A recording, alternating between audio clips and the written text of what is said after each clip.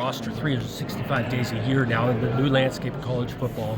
We want to make sure we're making the right fit decisions on fit that work for our place, learning this roster, so there's a lot to take on. Are you confident in the NIL structure that's in place that can get you the players or give them the support that you need? Yeah, there's no question that NIL is a factor now in college athletics, college football. That is a piece of the pie as guys are making decisions. And I know at Michigan State with this community support and all of that, we'll be very competitive. I know you talked about bringing in guys like high school players and wanting to develop them over 4 years, but as you're trying to get started with the program, do you plan to utilize, the transfer portal? Yep, we'll use the different avenues to build your roster. Again, I'm talking about a long-term sustainability. Yes, we want to be heavy on the high school side, but you build your roster through the transfer portal, walk-on players, live the experience. So there's all ways that you can build a roster, and we use all of them. How much have you shared that your personal, like you said, you told your story to the team like you relate today, but how much has it been part of your coaching to be like, hey, look at, not to boost yourself up, but I was a walk-on and this is what I can achieve? Yeah, I spoke to that a little bit, being a walk-on, and again, I was promised an equal opportunity. I lived that as a player, and now I'm trying to recreate it as a head coach, as equal opportunity and competitiveness. How much of an influence, Jonathan, has Chris Peterson been on your career, and is he a guy that you bounced this move off of at all? I think him and Antonio might have a relationship. I think they do.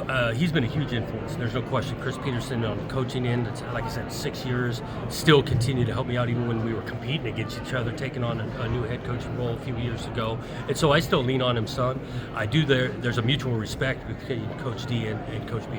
I'm guessing that with 4 teams coming over, how much was that inside knowledge of what's coming and helping? Well, I got some inside knowledge because we've been competing against them. Those guys are solid too. I think they're a fit in regards to the competitiveness of this league. And so it's not always easy just because maybe inside you know them a little bit. So I'm not over-promising that it's an advantage. What's your pitch to the current roster, to guys that maybe are on the edge of, I don't know if I want to stay, I don't know if I want to go? What would you say about why they should stay at Michigan State? Yeah, well, I think the track record of building programs. We're going to build some trust, equal opportunity. Again, a staff that's done it at a high level, staff that has done it at the National Football League, a staff that's going to deeply care for them on and off the field. What's your favorite story from your first couple days here in town? Yeah, I mean, having dinner with Coach Izzo, sitting next to him, and he's telling stories left and right, and working the room, getting my first taste of that. That's been fun.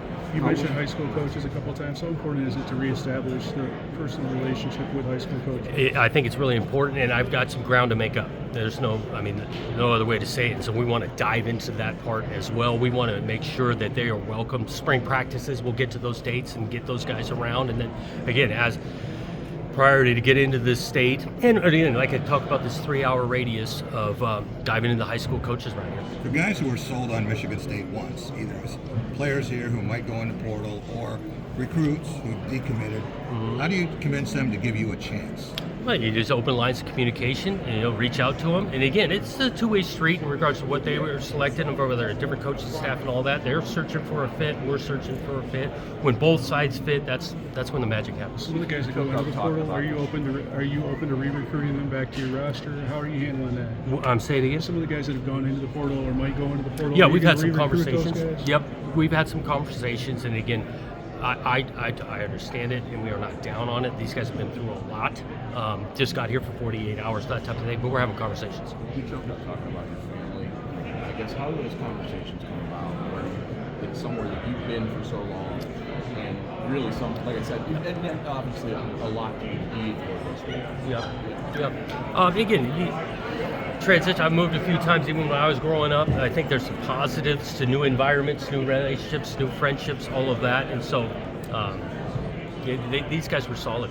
So you remember when this opportunity first was on your radar, when this first popped up, and whether it's your agent or... Yeah, not specifically. I really didn't. You get locked into a season and you're focused on that. As it got later in the season and the opportunity, conversations began to get real. I did not want it to be any kind of distraction for that current team. That's why I appreciated Alan, his approach.